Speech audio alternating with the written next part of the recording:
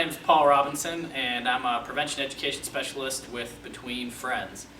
Between Friends is a domestic violence agency located in Rogers Park. It is teen dating violence, and that's what I'm going to talk about a little bit today. So most people know that if your partner, your boyfriend, or your girlfriend hits you, that's domestic violence. But what a lot of people we find, especially young people, don't know is that there's also different types of abuse. So that's physical abuse, but there's also mental abuse, emotional abuse, sexual abuse, financial abuse, and there's a lot of different warning signs that sometimes people don't pick up on, both adults and young people. I'm just going to go through kind of a list of some different situations that young people that I've worked with have ran into. One big warning sign we talk about is what we call isolation. That's if you were to be dating someone and they're trying to isolate you from your friends and family. So for example, if you're dating someone and they say you can no longer spend time with that group of friends you used to hang out with, or you no longer have time to go to that family party, if all they want is for you to spend all of your time with them, they tell you that true love means we spend all our time together and you no longer have time for all those other things you enjoy, whether that's sports, maybe that's working in your local church, maybe that's doing different community service around the neighborhood. You no longer have time for that. You have to spend all your time with me. They isolate you from your friends and family. That's a big warning sign, because just because you're in a dating relationship doesn't mean you shouldn't no longer have time for all the other things you enjoy in life. And also it's very dangerous, because if you only spend all of your time with your partner, then if they start abusing you, you're not going to have a group of people around you that are noticing the abuse taking place and that are going to step in and try to help you out. So that's why someone tries to isolate you. They're trying to keep you away from people that will be helpful if you're being abused. They're trying to keep you away from people that have your best interest in mind and want to keep you safe. Another big warning sign that we talk about that is real prevalent with young people these days is technology abuse. So whether or not you're talking about cell phones or email or social networks. So oftentimes what we hear from young people is that with regards to text messages and phone calls, that dating partners who are being abusive or being controlling are asking to go through your phone, being able to read your stuff. Same thing with emails, asking or demanding rather that you give out your password so that they can go through your emails. Same thing with social networking, whether it's them obsessively looking at your tweets and judging you based on the people that you retweeted or that you sent a message to, or whether or not it's them going through your passwords or looking at what you write on your Facebook and kind of controlling that. Everything about dating violence, whether or not you're talking about teens or adults, is about two things: power and control. It's about one person in a relationship trying to have more power than the other person, trying to control them and make their decisions for them. Another warning sign that we often talk about is just emotional abuse. If you're dating someone and they are making you feel bad, they're putting you down, verbal abuse, they're calling you names, they're telling you you're stupid, they're using disrespectful language towards you, oppressive language.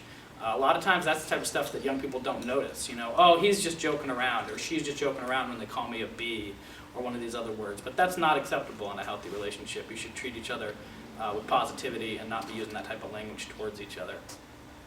Another warning sign that we talk about all the time is what we call the cycle of abuse. So all dating relationships start off good, right? No one's going to pick you up on the first date and punch you in the face. That's not how it happens. What happens is it starts off in what we call the honeymoon phase, where it starts off positive. It's a good relationship. You care about each other. Then over a course of time, things turn into what we call the tension building phase, which is that, these little arguments. You feel like you're walking on eggshells when you're around your partner. You're always upsetting them. They seem like they're never happy and you can never do enough to please them. Then what happens is an incident of abuse happens. Maybe they hit you or scream at you or threaten you or manipulate you. But what happens right after that is it goes back to the honeymoon phase. So that's when someone shows up with apologies and presents and they say it's never going to happen again. But that's not true. It's a cycle, so it starts back over again. In a couple more weeks, things get tense again, abuse happens, and then you get these broken promises and these apologies. So we really try to encourage teens to look out. A healthy relationship should be pretty steady.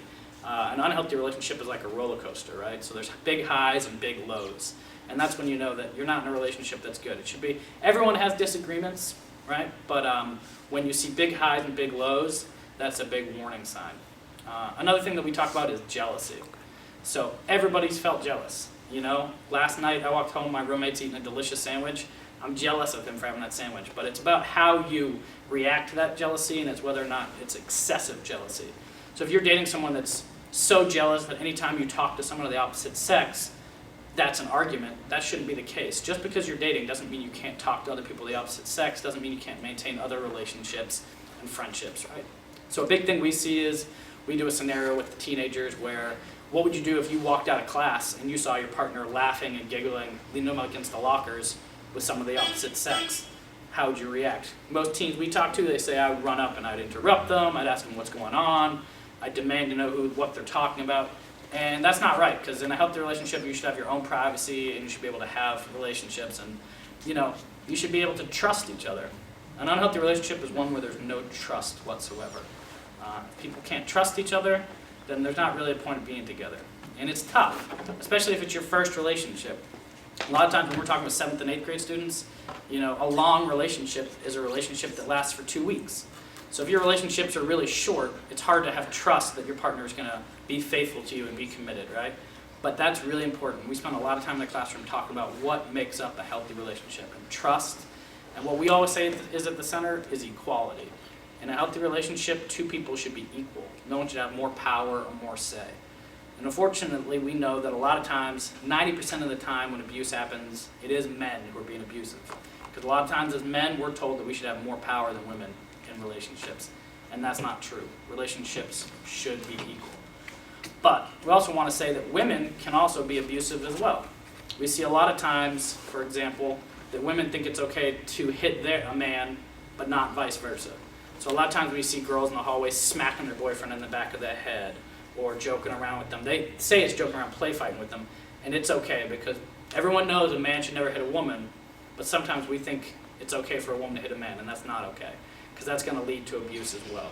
So while men are more abusive typically than women, we see a lot of women and a lot of girls these days that are hitting boys as well, that are being really jealous, that are doing a lot of these warning signs. And guys, we don't usually say, oh, I'm a victim of domestic violence. To be honest, you know what we say? Oh, I dated that crazy chick. But it's the same thing. It's all teen dating violence. It's all bad, and that's what I'm trying to work to prevent. A couple other warning signs I want to talk about before we wrap up is sexual abuse. If someone's trying to pressure you to do things. If someone's saying, if you don't do this for me, I'm going to go get it from someone else. If someone's manipulating you and telling you because we've been together for a while, or maybe because other peers of ours are engaging in certain activities, now you have to as well. It doesn't have to be someone pinning you down and holding you down. It can be someone trying to manipulate you. You say you're not ready to take a certain step in the relationship, and they're trying to force you to do it. That's a huge, huge warning sign, because that's someone who doesn't respect your boundaries, who doesn't respect your dignity, and who doesn't appreciate you and respect you the way they should in a loving, caring, healthy relationship. One other warning sign is threats.